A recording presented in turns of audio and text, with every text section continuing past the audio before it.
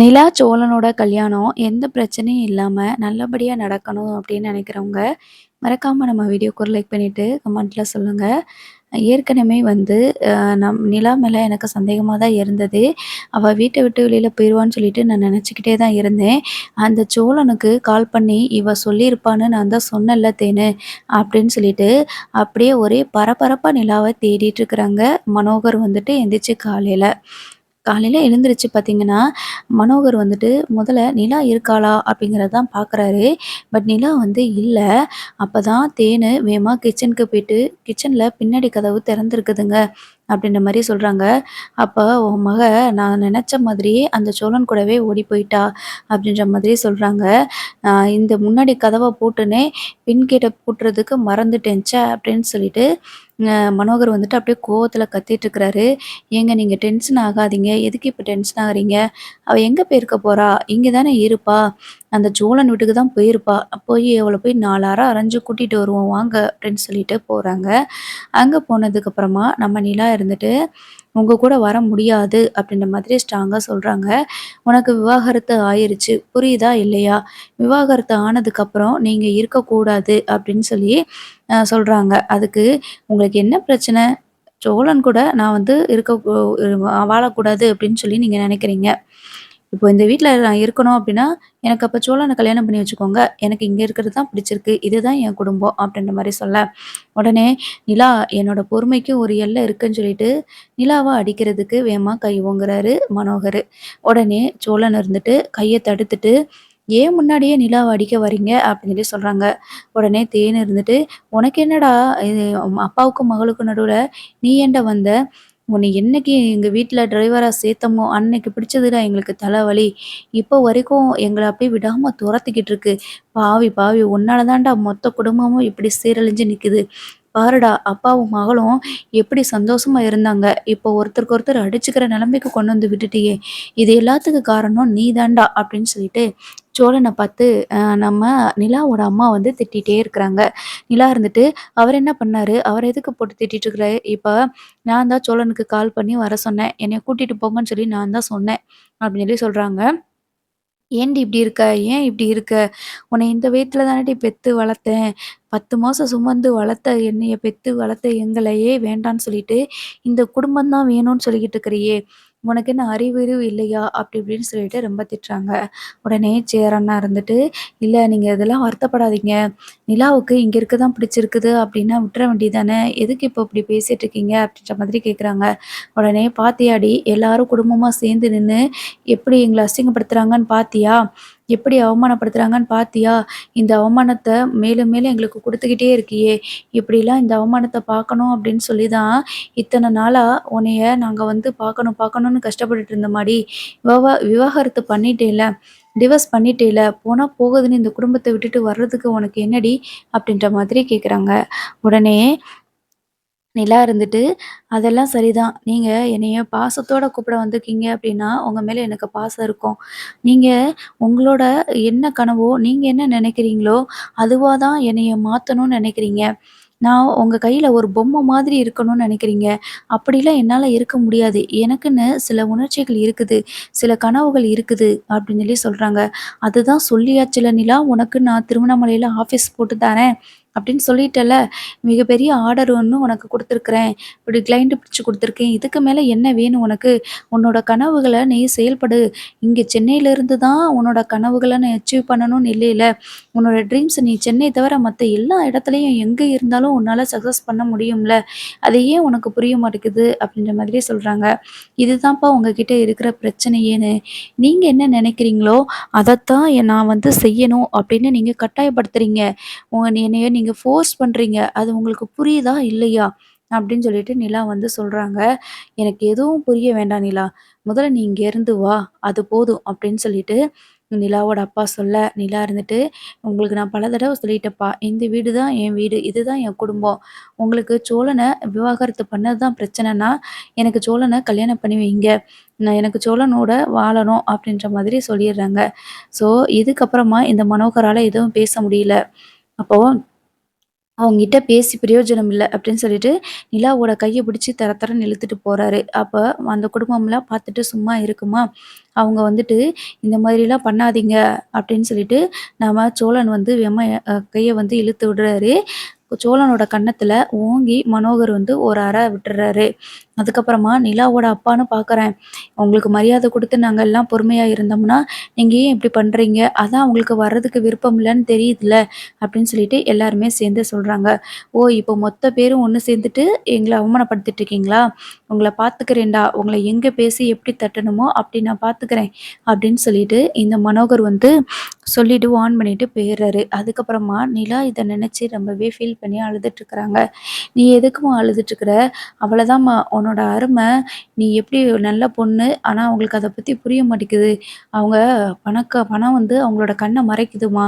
பாசத்துக்கு கட்டுப்பட்டவ நீயி. ஆனா உன்னைய பணத்துக்கு கட்டுப்பட வைக்கிறாங்க. அவ்வளதாம்மா. நீ இத பத்திலாம் எதுவும் கவலைப்படாதம்மா. எல்லாமே சரியா போயிரும் நிலா" அப்படின்னு சொல்றாங்க. பாருங்கண்ணே கொஞ்சம் கூட என்னைய புரிஞ்சுக்கவே மாட்டேங்கிறாங்க. அவங்களுக்கு என்ன விருப்பமோ அதுதான் செய்யணும்னு இப்போ வரைக்கும் அத மட்டுமே சொல்லிட்டுருக்காங்க. என்னைய எப்படியாவது திருவண்ணாமலைக்கு கூட்டிட்டு போயிட்டு, அங்கேயே பிசினஸ் பண்ணி செட் பண்ணி குடுக்கணும். அதுக்கப்புறமா நம்ம நெனச்ச மாதிரி வாழ்க்கை அமைச்சு குடுப்போம் அப்படின்னு சொல்றாங்க அண்ணே. இப்போ கூட என் மனசுல என்ன இருக்குங்கிறத அவங்களால புரிஞ்சுக்கவே முடியல பாருங்களேன். அவங்க என்ன நெனைக்கிறாங்களோ அத தான் நான் செய்யணும் அப்படின்னு நெனைக்கிறாங்க. இதுக்கு தான் எனக்கு ஆரம்பத்திலேயே பிரச்சனை வந்துச்சு. அந்த சூர்யாவ எனக்கு சுத்தமா பிடிக்கல. அவன கல்யாணம் பண்ணியே ஆகணும்னு சொன்னதுனால தான் நான் அந்த கல்யாணம் பிடிக்காமலே வந்தேன். இப்ப மறுபடியும் இதே மாரி ஃபோர்ஸ் பண்ணா எப்படிண்ணே? அப்படின்ற மாதிரி சொல்லி வருத்தப்படுறாங்க. சேரனா இருந்துட்டு, "நீ எதுக்கும் கவலைப்படாத நிலா. நாங்க எல்லாரும் இருக்கிறோம்ல. எங்கள மீறி உங்க அப்பாவால எதுவுமே செய்ய முடியாது. யார வேணா கூட்டிட்டு வரட்டும். நாங்க பாதுகாப்பா இருக்கோம். நீ கவலைப்படாத." அப்படின்ற மாதிரியே சொல்றாங்க. உடனே சோழன் இருந்துகிட்டு, "ஆ நிலா நீ சொன்னது உண்மையா?" அப்படின்னு சொல்லிட்டு கேட்குறாங்க. "நான் என்ன சொன்னேன்?" அப்படின்னு சொல்லிட்டு நிலா கேட்கும்போது, "இல்ல சோழன கல்யாணம் பண்ணி வைங்கன்னு சொல்லிட்டு நீ சொன்னேல்ல, அது உண்மையா?" அப்படின்னுட்டு கேட்குறாங்க. உடனே நிலா இருந்துட்டு, "அதெல்லாம் இல்ல. எங்க அப்பா இங்கேருந்து போகணுன்றதுக்காக நான் சும்மா அந்த மாரி சொல்லி வச்சேன். அவங்க எனக்கு சென்னையில இருக்கக்கூடாதுன்னு சொன்னாங்க. இப்ப தான் கம்பெனி ஸ்டார்ட் பண்ணியிருக்கோம். சில ப்ராஜெக்ட்லாம் பண்ணிட்டுருக்கோம். அப்படியே விட்டுட்டு போகணும்னா எப்படி? அவங்க கிட்டேருந்து தப்பிக்கணுன்றதுக்காக தான் நான் இப்படி சொன்னேன்." அப்படின்னு சொல்லிட்டு ரூம்குள்ள வந்து போயிட்டு கதவ பூட்டிட்டு சிரிச்சுட்ருக்காங்க. ஆனாலும் சோழன் இருந்துட்டு, "என்னண்ணே இவ இப்படி பேசிட்டு போறா? அப்ப அவங்க அப்பா இருக்கன்றதுக்காக தான் இப்படி பண்ணாளோ?" அப்படின்ற மாரி நம்ம சோழன் வந்து சொல்றாங்க. "சரி விடுறா, ஏதோ ஒண்ணு சொல்லிட்டா. அப்படி சொன்னாலாவது அவங்க பேசாம இருப்பாங்கன்னு நெனச்சுட்டு சொல்லிட்டாங்களோ என்னமோ?" அப்படின்ற மாதிரி எல்லாருமே சொல்லிட்டு இருக்கும்போது, மறுபடியும் சோழன் வந்து அப்படியே சந்தோஷத்துல துள்ளி குதிக்கிறாங்க. "என்னடா, அவங்க சும்மா விளையாட்டுக்கு தானே சொல்லிட்டு போயிருக்காங்க" அப்படின்னு சொல்லிட்டு பாண்டி கேட்கும்போது, "நிலா திரும்பவும் வீட்டுக்கு வந்துட்டா. அதுவே எனக்கு போதும். என் பக்கத்திலேயே நிலா இருந்தா அதுவே போதும். அவ என்னை கல்யாணம் பண்றா, பண்ணல அப்படிங்கிறதெல்லாம் நான் அடுத்து தான் யோசிப்பேன். அவ என் பக்கத்துல இருந்தா மட்டும் தான் என் உலகமே எனக்கு இயங்குற மாதிரி" அப்படின்னு சொல்லிட்டு சோழன் வந்து சொல்றாரு. பரவால்ல. அண்ணனோட லவ்வு சக்சஸ் ஆயிருச்சு. அதனால தான் அண்ணனுக்கு இவ்ளோ சந்தோஷம் அப்படின்னு சொல்லிட்டு பல்லவன் சொல்றாங்க. எனக்கு ரொம்ப சந்தோஷமா இருந்துச்சுண்ணே. இன்னைக்கு அண்ணிய எப்படினாலும் நம்ம அங்கருந்து கூட்டிட்டு வந்துருவோம்னு சொல்லிட்டு, ரெஸ்க்யூ பண்ணி கூட்டிட்டு வந்தது ரொம்ப சூப்பரா இருந்ததுண்ணே அப்படின்ற மாதிரியே சொல்றாங்க. இப்படிலாம் சாகசம் பண்ணி தான் திருவண்ணாமலையிலேருந்து கூட்டிட்டு வந்தியாண்ணே? அப்படின்னு சொல்லி சொல்றாங்க. ஆமாடா. இத விட இன்னும் பயங்கரமா இருந்துச்சுடா. எங்கள விரட்டிட்டே வந்தாங்க. என்னெல்லாம் பண்ணாங்க தெரியுமா? அதுலேருந்து தப்பிக்கணும்னா, அந்த சூழ்நிலையிலே எனக்கு இது மட்டும் தான் தோணுச்சு. அதனால தான் நிலாவையே கல்யாணம் பண்ணேன். இப்ப எப்படி இருந்தது? எவ்வளோ பதட்டமா இருந்தது. நிலாவ அந்த வீட்லருந்து கூட்டிட்டு வரதுக்கு. அந்த மாதிரி ஒரு பதட்டமான சூழ்நிலையில தான்டா நான் அப்ப இருந்தேன். அப்பதான் அதுக்கு தான் கல்யாணம் தான் ஒரே தீர்வா இருக்குமோ! அப்படின்னு நெனச்சுட்டு நான் பண்ணிட்டேன். அத சாதகமா பயன்படுத்திக்கிட்டேன். மத்தபடி நான் வந்து வேணும்னே நிலாவோட லைஃப்ப ஸ்பாயில் பண்ணணும்னு நெனைக்கவே இல்லடா! அப்படின்ற மாதிரி சொல்றாங்க. சரி விடுறா அச்சோலா! எல்லாமே நல்லது தான் நடக்கும். அப்படின்னு சொல்லிட்டு அவங்க பேசிட்டு இருக்காங்க. அதுக்கப்புறமா, "என்னண்ணே ரொம்ப பசிக்குது. நைட்டெல்லாம் ஒரே முழிப்பா முழிச்சுட்டு இருந்ததுனால தூங்கவே இல்லண்ணே. இப்ப எனக்கு அப்படியே பசிக்கிற மாதிரி இருக்கு." அப்படின்னு சொல்லிட்டு நம்ம சோழன் சொல்றாங்க. உடனேன்னு, "இந்த 5 நிமிஷம்டா நம்ம இட்லி ஏதாவது ரெடி பண்ணிருவோம். இவங்க அப்பா வருவாங்கன்னு தெரியும். ஆனா என்ன பண்ண போறாங்களோ அத நினைக்கும்போது ஒரு பக்கம் வேற பயமா இருக்குது. அதனால சாப்பாடு செய்றது கொஞ்சம் லேட் ஆயிடுச்சுடா.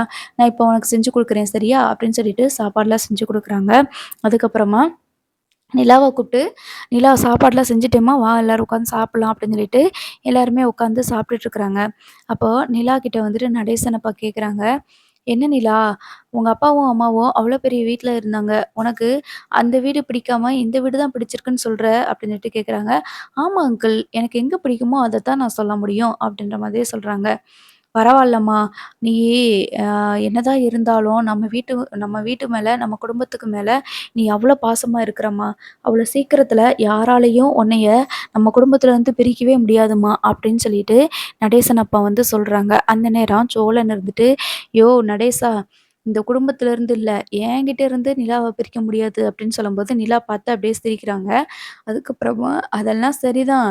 அவங்க அப்பன்காரன் கண்டிப்பா வருவான்" அப்படின்னு சொல்லி சொல்லும்போது, "என்ன அங்கிள் இப்படி பேசுறீங்க?" அப்படின்னு கேட்குறாங்க. "ஆமாம்மா, சும்மா சாதாரணமாலாம் எடை போட முடியாது மருமகளே உங்க அப்பாவ. கண்டிப்பா ஏதாவது ஒண்ணு வந்து பண்ணிட்டே தான் இருப்பாரு. இப்ப பார்த்துக்கிட்டே இரு. திரும்பவும் போயி ஏதாவது ஒரு பிரச்சனை பண்ணுவாங்க. நீ ஒண்ணு யோசிச்சு பாரேன். இத்தன நாளா உன் வாழ்க்கையில என்ன நடந்துட்டுருக்கு? என்ன பிரச்சனை நடந்துட்டுருக்கு? அப்படிங்கிறத எல்லாத்தையும் உங்க அப்பா நோட்டமிட்டுட்டே இருந்திருக்காரு பாரு. அவர் இருந்தது என்னமோ திருவண்ணாமலையில இருந்து தான். ஆனா, நீ எப்போ என்ன பண்றங்கிறத விசாரிச்சுக்கிட்டே இருந்திருக்கிறாரு. அப்ப இந்த அளவுக்கு விசாரிச்சிருந்தவரு, விவாகரத்து ஆன உடனே வந்து உன்னைய பார்க்கணும்னு வந்திருக்காரு. உனக்கு நல்லது செய்யணும்னு நெனச்சிருக்கிறாரு. இவ்வளோ தூரம் யோசிச்சவரு ஆரம்பத்திலேயே பண்ணியிருக்கலாம்ல? எனக்கு அப்பயே சந்தேகம் இருந்துச்சு அவங்க மேல. இப்பயும் இதுக்கப்புறமும் நம்மள நிம்மதியா இருக்க விடுவாங்கன்னு நெனைக்கிறியா? கண்டிப்பா விடமாட்டாங்க. இப்ப சோழனோட ஒய்ஃபா இருக்கிற வரைக்கும் அவங்களால எதுவுமே பண்ண முடியல. உன்னைய கூப்பிட்டுட்டு போகவும் முடியல. சட்டப்படி நீ சோழனோட ஒய்ஃபு. அதனால பேசுறதுக்கு ரைட்ஸ் இருக்குன்னு சொல்லிட்டு அமைதியா விட்டுட்டாங்க. இப்ப அப்படி கிடையாது. நீ சோழனோட ஒய்ஃபு கிடையாது சட்டப்படி. அதனால உங்க அப்பா, அம்மா சொன்னா போலீஸ் ஸ்டேஷன்ல கேட்கறதுக்கு வாய்ப்பு இருக்குதுல்லம்மா அப்படின்ற மாரி சொல்றாங்க. அப்படி இல்ல அங்கிள். நான் வந்து ஒரு மேஜர். நான் எங்க இருக்கணும், என்ன பண்ணணுங்கிறது எனக்கு நல்லாவே தெரியும். என்னோட பாதுகாப்பு எந்த அளவுக்கு ப உறுதியா இருக்குங்கிறது எனக்கு தெரியும் தானே! அப்ப நான் பார்த்துக்குருவேன் அப்படின்ற மாதிரி சொல்றாங்க. அப்படி சொல்ல முடியாதும்மா. நீ வேற பணக்கார வீட்டு பொண்ணு. உன்னைய நாங்க வந்து மனச மாத்தி இங்க இருக்க வச்சிருக்கோம். அப்படி இப்படின்னு ஏதாவது உங்க அப்பா அ போலீஸ் ஸ்டேஷன்லலாம் சொல்லி ஏதாவது பண்ணிட்டாங்கன்னா என்ன பண்றது? உங்க அப்பாவுக்கு வேற பெரிய பெரிய ஆள்கள்லாம் தெரியும் அப்படின்னு சொல்லி சொல்லிட்டுருக்காங்க. நீங்க சொல்றதும் சரிதான் அங்கிள். அதான் நான் சொன்னேன்ல சோழன கல்யாணம் பண்ணிக்கிறேன்னு அப்படின்ற மாதிரி சொல்லும்போது, சோழன் மறுபடியும் பல்ல காட்டிட்டு சந்தோஷப்படுறாரு. "என்னம்மா சொல்ற?" அப்படின்னு சொல்லிட்டு நம்ம நடேசன் அப்ப கேட்கும்போது, "எங்க அப்பா, அம்மா கிட்ட நான் என்ன சொன்னேனோ அதத்தான் சொல்றேன். சோழன நான் கல்யாணம் பண்ணிக்கிட்டா, நான் இங்க இருக்கலாம்ல. என்னை இங்கேருந்து யாரும் வெளியில எதுவும் தப்பாவும் பேச மாட்டாங்க. என்னை யாரும் இங்கேருந்து கூட்டிட்டு போகவும் முடியாதுல்ல. அதனால நான் சோழன கல்யாணம் பண்ணிக்கிறேன்." அப்படின்ற மாதிரி சொல்லும்போது, "நிலா உண்மைய சொல்றியா நிலா?" அப்படின்னு சொல்லி கேட்குறாங்க. "ஆமா. நான் கோர்ட்ல உங்களுக்கும் எனக்கும் விவாகரத்து வேண்டாம். நாங்க சேர்ந்து வாழப்போறோம்." அப்படின்னு சொல்லுவோன்னு தான் நான் வந்தேன்.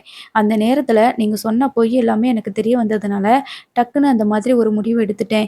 அண்ணன்கிட்ட கூட சொல்லிட்டு தான் வந்தேன். நான் சோழன் கூட சேர்ந்து வாழப் போறேன்னு சொல்லிட்டு. இப்ப கூட நான் உங்களுக்கு நீங்க பண்ண தப்புகள்லாம் மன்னிச்சு உங்களுக்கு ஒரு வாய்ப்பு குடுத்துருக்கிறேன். 6 மாசம் டைம் கேட்டீங்க. பட் இருந்தாலும் சூழ்நிலை சரியில்லன்றதுனால, இப்பயே சொல்றேன். உங்கள 6 மாசம் வெயிட் பண்ண வைக்கணும்னு தான் நெனச்சேன். அப்படின்னு சொல்லிட்டு சோழன் கிட்ட நிலா சொல்றாங்க. இதுக்கு மேல எனக்கு என்ன வேணும்? கண்டிப்பா உன் மனசு கஷ்டப்படுற மாதிரி எந்த வேலையுமே நான் செய்ய மாட்டேன்.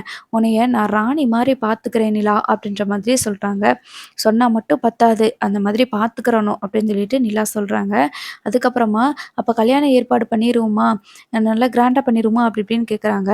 நிலா இருந்துட்டு, "அண்ணே அதெல்லாம் எதுவுமே வேண்டாண்ணே. சிம்பிளா கல்யாணம் வச்சுக்கிட்டா போதுண்ணே.